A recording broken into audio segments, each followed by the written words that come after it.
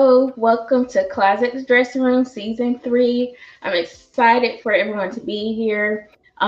Season 3 is all about purpose and spirituality, connecting everyone with, the industry professionals, innovators, creatives, and much more. Closet is all about getting to the grit of your journey.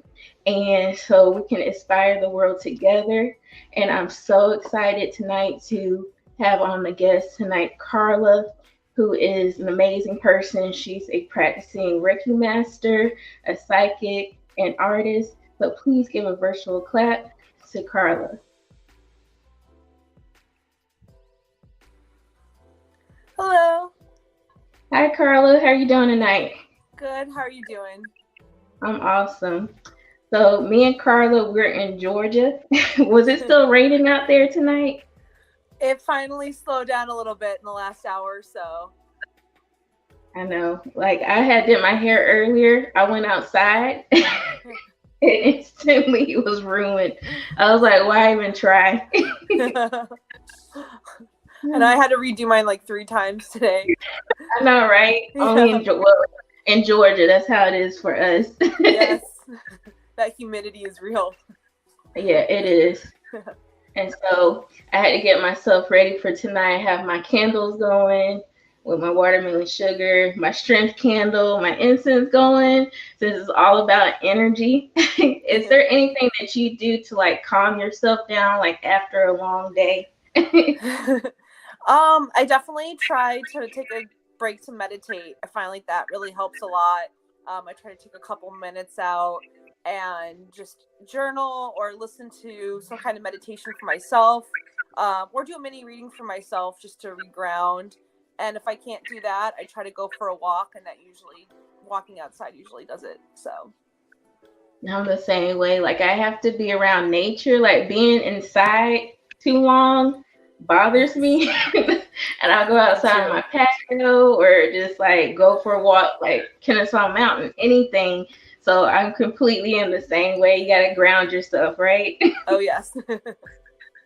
And so I know that you've been practicing a few things, but what do you feel like you was your spirituality or your interest like peaked earlier? Like, did you notice little things you're like, maybe I should look into this more? I definitely, looking back now, I can see that there are a lot of things that I did that when I was a child, I didn't know what I was doing, but I would go inward for the answers and channel. It just felt natural. It wasn't even something I thought about. It was just something I always did. And it wasn't until later when I was adult, I realized I was actually channeling a lot for information instead of asking for help. So I used to just go in and like ask for signs and symbols and would receive premonitions and things. And as I got older, I realized what that was. I'm like, oh, that's so cool. So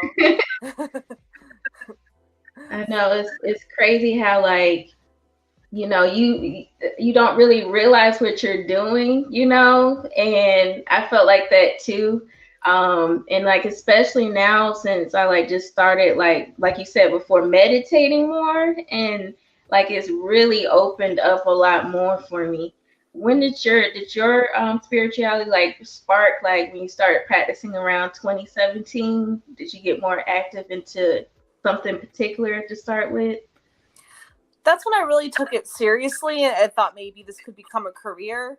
I've always done a lot of different things, and around 2017, I started taking classes. Like I took an astral projection class, and I realized I've always done that, and I didn't even know I was doing it. It just felt like second nature. So there were always like a lot of little things that I would just inherently do, and I never knew what it was or like why. But I realized looking back, like, oh, I was really like astral projecting, or I was meditating and diving into mediumship, but I didn't even know I was doing that. I was just doing what felt natural. But when I've done some past life regressions, I saw I had a lot of past lives as a healer. So I think that I've learned skills throughout different lifetimes, and then they became second nature over different lifetimes up through now as well. Wow. Like that, I connect with what you say right there, because like for me, like I've always been, it's been a cluster for me, like different things that I've tackled throughout, like trying to be like a teacher or, you know, a nurse or like I'm like, I know I like to help people. I don't know how, like, you know, or like the artistry or like in action movies and like I want to, you know, learn how to do that or whatever. It's just like I didn't realize that those are possibly my past lives altogether. And that's why I'm like, you know, going in different directions. Like, Oh, that's so cool. yeah. Well, everyone leads down a different path with it, so I'm excited to find Yeah. out what yours is, because they I all lead know, to different destinations. You know, the spiritual world, you think there's only certain things you can do, but the more I'm in this field, the more I'm learning there's so many modalities and ways of healing others. You know, whether it's plant medicine or past life regressions or future life regressions, like there's just so much. And every time I feel like I thought I've found everything, it's like I meet another specialist or another practitioner that offers something completely new and different. So that's what I find is the coolest part of it. It's just like it's never ending, the learning, you know, you're constantly learning, you're constantly finding new things and taking on new skills. So that's cool for you too. I'm excited to know what yours are. all right.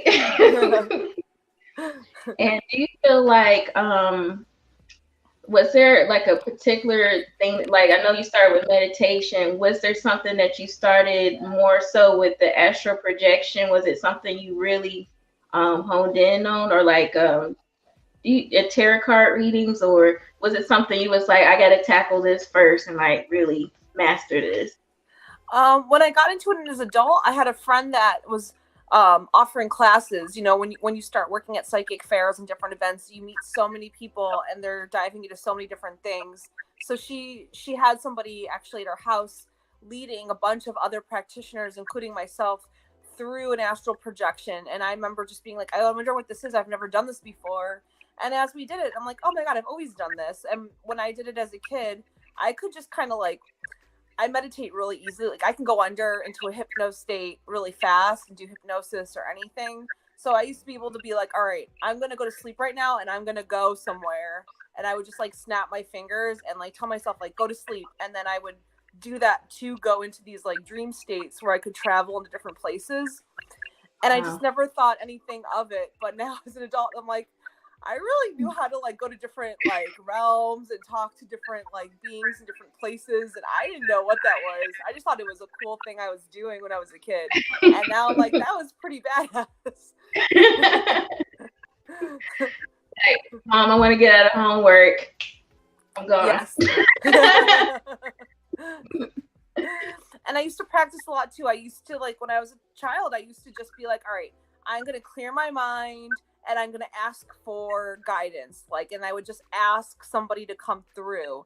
And I used to do that, you know, it would take me a long time to get there. But over like, I think a few months, I finally did start talking to others on the other side. And I actually like taught myself mediumship. And again, I didn't realize it. I was just doing it because it felt natural for some reason. And it hasn't been to the last few years where I'm like, wow, I just like picked up mediumship. So I really think I've done these things in a past life because there's no way I would otherwise know how to do it. And other practitioners I meet as well, there are things that they're just naturally gravitate to and just kind of pick up or like have on their own that I would never know how to do, but it's because they've had past lives where they've done that too. So that's the cool thing about being a healer. It's like, you take it into your next lifetime, and all the ones after that, they're just, you have to unlock it every time. Like you have to go rediscover them in each life, but they're there for you and they come up easier and easier each time. Wow, cool. That's amazing. Yeah. And that's what's so intriguing about this, what we're doing this season with energy and also, purpose, because, like when you was experiencing that as a younger age, you're like, didn't even know at that point what your purpose was leading up to, like to be a healer. You know what I mean? Like that's cool that that happened and how your journey is. Do you feel like the universe maybe place certain people along your path, like to awaken these, functions inside of you? Yes. Me and a lot of practitioners I know, we went through a big spiritual awakening before 2020. And Mm-hmm. mine was in 2017, like right around that time I started getting into this with work. At the same time, I had a big spiritual awakening. And throughout that time I started praying and asking for people to come in and help me. And I didn't want to take the traditional route, because anytime I've ever taken the traditional route to find answers, I always felt like I ended up more confused and lost than I started. And I got led to, first somebody who offered alternative therapy, and I worked with it kind of like a therapist and other practitioners along the way, like, somebody that, could take me through a past life regression to heal a specific aspect of something that needed to be part of my spiritual awakening. Or, I have somebody that I go to, like Dee, who does cord cutting. I go to her whenever I feel like I have something attached to me, like somebody's energy is sending me psychic attacks. I can go to her. Or, my boss even did a past life regression with me recently, and we did some inner child work to heal some things. And it's just funny how it happened, because I didn't know what I was searching for. I just kept praying and saying, like, I need the next thing to come in and help me with this aspect of my awakening. And then, like, the right practitioner would offer the right service, and I'd work with them for a period of time. And we would go through all our work together. And then I'd feel like there was something else I needed. And then, like, another practitioner that offered a different type of modality would come through. So that really strengthened my relationship with, like, God, spirit, all of that, because I wouldn't know how to look for that on my own. I wouldn't know how to research that. It was more just like, I have a specific need right now in this part of my awakening. What do I go to look for that answer? Who am I looking for? And then that person just naturally came my way. So it just felt like I was being guided through this to heal, to grow, to give back. And then a lot of practitioners I know that are doing this work now have the same journey at the same time. And I think a lot of us had to do it to help people that are going through their spiritual awakening now, coming out of COVID and everything. Like, a lot of people are waking up and going through an ascension. So it's like now we're the ones guiding them through the same process we went through. Wow. And what you just said about with COVID, because I feel like around that time I was going through like a little dark space. And, of course, COVID happened around 2020, like transitioning into that time period. That's when I feel like my awakenings also started. And I started meditating. I started like putting more energy into myself, and which I hadn't done for years. And, and then it's like once I started doing that and meditating more, like, for instance, like more recently, like I hear things like chimes in my ear. And usually, like, if it's on this side, it's like some good message that's coming or something good. And then this side, usually some gossip and some drama. It's kind of like just give me a heads up, that something, that's not in my favor is trying to brew. And so it's just amazing how the more I meditate, the more I just take that time, the more I ground myself, the more stuff is opening up that I wasn't even aware of. Yeah, and it's, we never take time for ourselves. I feel like we all want to be there for others, and we always think like, oh, I'll come last.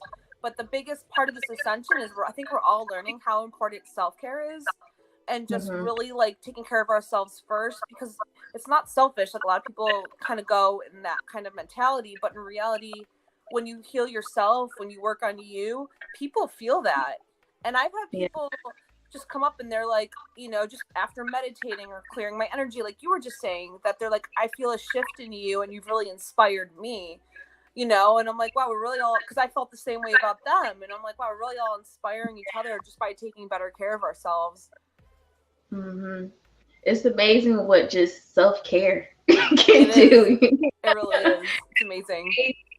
And then, with the rambunctiousness and the fast-paced life and, work, work, work, feeling like a robot sometimes and repetitive motions, it's like, okay, understandably, you have to make your money, you have to, go to school, whatever, but you also have to get, in that scheme of things, time for yourself. Yes. It's so important, and it does open more doors. Like, we think like, oh, that won't do that much, but that's how every door I feel like I've entered has opened in the first place, was just by deciding, okay, I really need to take care of myself right now and make myself my number one priority. And it's just like, boom, all of a sudden a new door opens with a new practitioner offering something, or a friend saying that I inspired them that day, you know. And I'm sure you'll find that too if you haven't already, because it's like, you know, that good energy is really contagious, you know, and the world needs more of that. Yeah. It's just fluid, and it's just like, the more, even if you just try, you know, just try to put out positivity, even just smile at somebody, you know, it can be as simple as that. That can just, you know, just trigger something in them to like be like, wow, okay, let me take a breather. Yeah. So, you know, to just regroup for a minute. And I've even experienced with you, I know at Heart, Soul, and Art, that like you do the Reiki Master, which I, you know, looking forward to doing that eventually. And you even have like a sample Toxic Tuesday. Can you talk to us a little bit about chakras? Because I feel like that's very important, and a lot of people are becoming more aware of chakras. Yes. So, well, the Reiki I do goes beyond Reiki. I do full energy healing when I do it, and I use my claircognizant abilities and that as well to get psychic readings for people, because, you know, we have 7 chakras. They're our crown, our third eye, our throat, our heart, solar plexus, our sacral, and our root.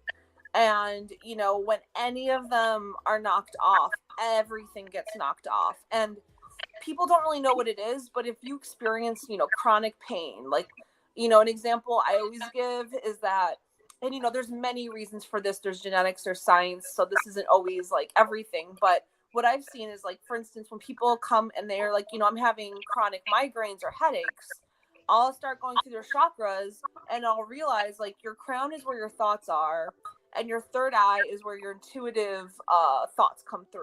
So a lot of people, you know, their analytical mind does run the show. And when their intuition is trying to tell them to do something that doesn't feel like their analytical mind would agree with or normally would do, they battle that. So you're battling your thoughts. And people that battle those thoughts can end up with chronic migraines and headaches. So I'll give homework to be like, you know, practice allowing your intuition to come through, practice accepting thoughts you wouldn't normally have, or doing something outside the box of your normal routine, and just see how it feels.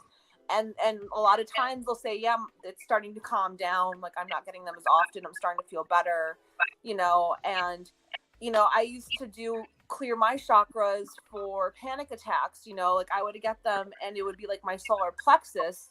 So I would even like put a crystal on there, and I would imagine it like whatever that pain was, like filling the crystal with smoke, like that was all the negative energy going in that, and that would actually help stop it. So, you know, our thoughts are so powerful, and that's what we don't realize. People think your thoughts, you know, they are what they are, but really they not only control your reality, they create, you know, they create everything, and they create the way you feel within yourself. So if feeling heartache and you're really holding on to that, and you're just like telling yourself that you're in pain from that, you'll feel it in your heart chakra. You'll feel that. So when you start shifting your thoughts around and changing your perspectives, and allow energy to move through again, those chakras can move, and they can spin, and they can clear things out, and you can actually clear your own energy that way. Yeah. And something I've noticed in like my heart chakra lately is, because I, like you said, like thoughts are important, affirmations are important, manifesting, you know, already envisioning what you do have, like claiming it, you know, is important. And like sometimes in my heart chakra, I'll feel like, some people might think it's like anxiety, but it's just like this overwhelming, like joyous bliss feeling. I'm like, oh, okay, it's coming, you know, and it's just amazing feeling, you know, to have that and to experience that, and, you know, to like, you know, instead of an anxiety feeling, to have a blissful feeling. So, like you said, it's very important. Again, going back to what we said, working on yourself, clearing that energy, that heartache, not harboring or holding on to that anymore. Just letting it go. And just like, okay, great things are coming. You know, I'm thinking more Yes. positive. We all have our bad days still, but it's just, reiterating, reprogramming. Mhm. Now, so yeah, that's amazing. Like, It's it breaking makes, patterns, and yeah. and I realized like my crown chakra gets really overactive, and that Hmm. affects all my other chakras. And then I started noticing it in my clients too. It's like they'll have one main chakra that's shut down or overactive, and it creates like a disharmony in all the ones around it, the couple of ones above or a couple below. And really, when you can work on the main one, even where the source of just a lot of that is coming from, it does create peace in other areas of the body as well. So, it's something to keep in mind too. Like if you heal one area, it can heal others.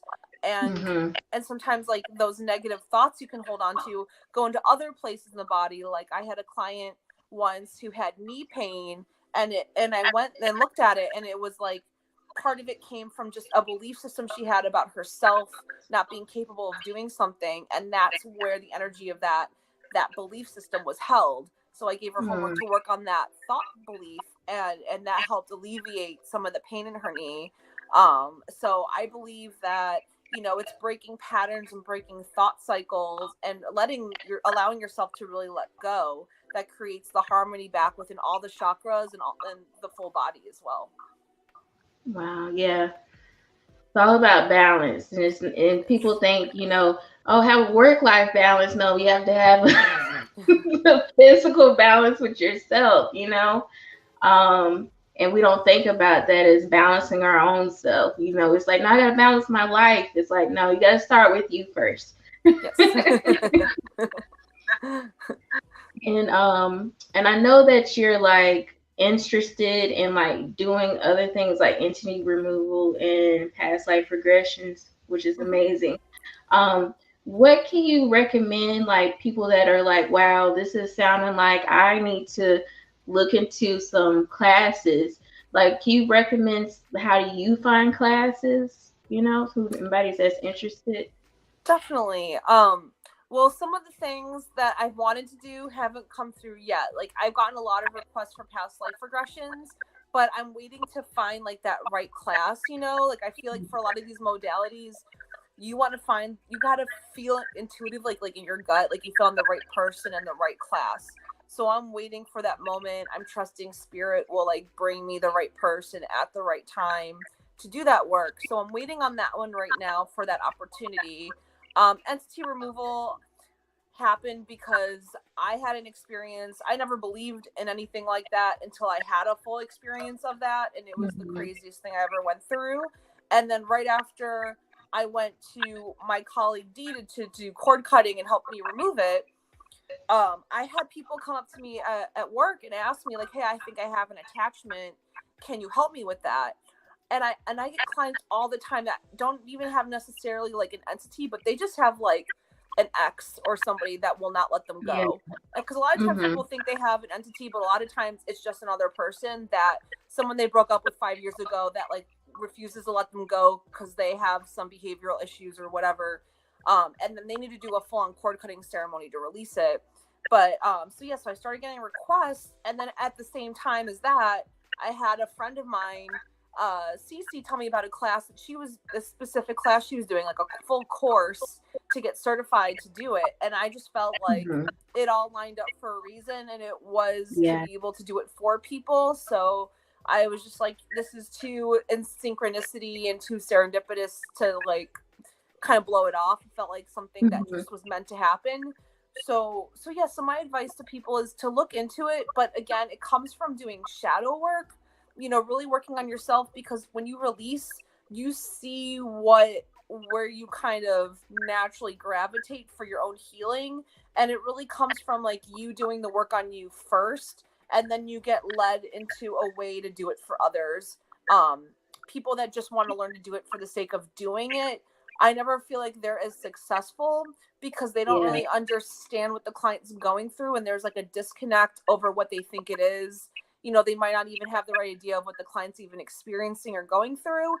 But when you go through it yourself first and you learn how to clear yourself and heal yourself first through that, it's like it just naturally comes in. Like, okay, now here's a class, here's a certification, now go do this for others. So that's my recommendation, is clear it for you. And if it ends up taking you on a different road, like you end up just needing to change your diet, you can, and plant medicine seems to be the thing that really healed you, then that's your path, you know? So it's kind of like, you got to let spirit guide you to where you end up. Like, it's not something you can kind of plan ahead of time. It's just kind of like on your journey, you discover your purpose along the way. Yeah, okay. Yeah, it's the journey. Like, we have to be patient and don't rush into anything. You have to feel it. Like, Yes. you know when something's wrong. You can feel the energy, like when somebody's not right for you. Like, Yeah. either don't force it. Yes.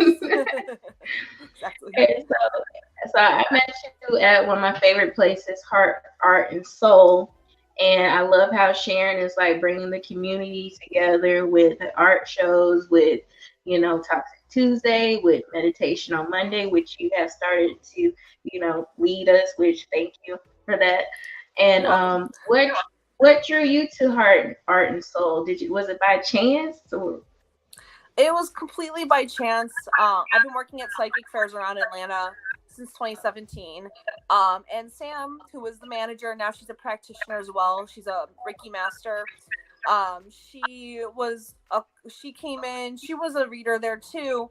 And she actually scouted me, and she was like, I love you. I've been like watching you for a few years. Like, I think you're amazing. Would you want to potentially work at Heart, Soul, and Art? That was, and I love Sam and I love her energy. So I was like, okay, this energy is too good. This feels awesome, of course. And then I met Sharon, and Sharon's amazing. And I was like, this just feels like, it just felt right. I was so excited. It was a really exciting opportunity. And like we said again, it was like spirit was like, yes. Yes. It's not a coincidence. Yes. So when you do these fairs, like at Heart, Soul, and Art, the Big Barn, Healing Hands, what are some practices that you do regularly at those type of settings? So for the practices I do there, for others, I do tarot readings, and then I'm claircognizant. So I start with cards, but I immediately get, I don't even get downloads. I just get information coming through. Like, I just start speaking, and it just feels like information is speaking through me. So, I try to help people with specific issues. Like, as I feel my gifts have really opened in the last 6 months, where now people can tell me a first name, and I can look into somebody and see exactly what's going on with them and what to do about it. Do they need to do cord cutting? Is this person really good for them? Like, what's their real intentions? So I really try to help people that are specifically like for relationships, like with, either the partner or family or whatever, like helping them navigate that. But I get people that come in, they want to know about their career. They want to know about their life path and their purpose. And it feels great to really be of service to them, because so many people just need that extra guidance. And it feels like I feel lucky every day that I get to go and do that for people, because, I feel like God gave me this gift to really help people. And I just appreciate every day that I get the chance to do that. Yeah, we appreciate you as well. Oh, I appreciate you. Thank you. And so, we're closing out with our wonderful session today. I want to talk about one of your quotes that you love. Yes. And that's, healers don't heal others, they heal themselves and inspire others to do the same. What does that mean to you? So throughout this journey, I've had people kind of help me, kind of guide me through this process. And there are people that I've really wanted to go out of my way to help and mentor. And I've really realized that, it's not so much about going out of your way to do as much for others. It's the example you lead. Because a lot of people that have told me I've really helped them or influenced them were not people I went out of my way to really help. They were just like coworkers or friends. And they're just like, I feel your energy shift. It shifted me. Now I'm doing this. And funny enough, like usually I'm feeling the same way about them. And I'm like, I feel your energy shift, and it's raised my vibration. So it's kind of this cool thing of like, you just do you, and people feel that and they do it too. And it's kind of like you're both healing each other, without even meaning to, by just being yourself. And I have one coworker, she always says that, she's like, just be your authentic self and people will really like feel that, and that will help them. And I never knew what she meant until like this last month, and I'm like, this is really all we're meant to do for each other, is just show each other how much we can grow and heal, and be a positive person for each other. And that's all it really takes to heal the person next to you. You know, just knowing you can overcome things sometimes is all the other person needs to know to help them overcome their thing. Yes, exactly. We have more in common than we do, than we think we do with everybody else. We That's really what do. stuck with me forever. My professor, she said, everything you do is connected. And I feel Yes. like people we meet are connected is reasons why we meet these people, for good or bad. We can learn good or bad from that person, but they serve their purpose. And, we have to take that and learn and grow from that. So, That's right. and I agree. And I thank you for healing us with meditation. I thank you for your wonderful energy. Every time we come in there, to me and my bestie, Antoinette, the Heart, Soul, and Art, is always just like, as soon as we go in there, the vibration, the frequency is just perfect. I'm so happy to hear that. You guys bring great energy in too. I get so excited to do meditation every Monday for you guys.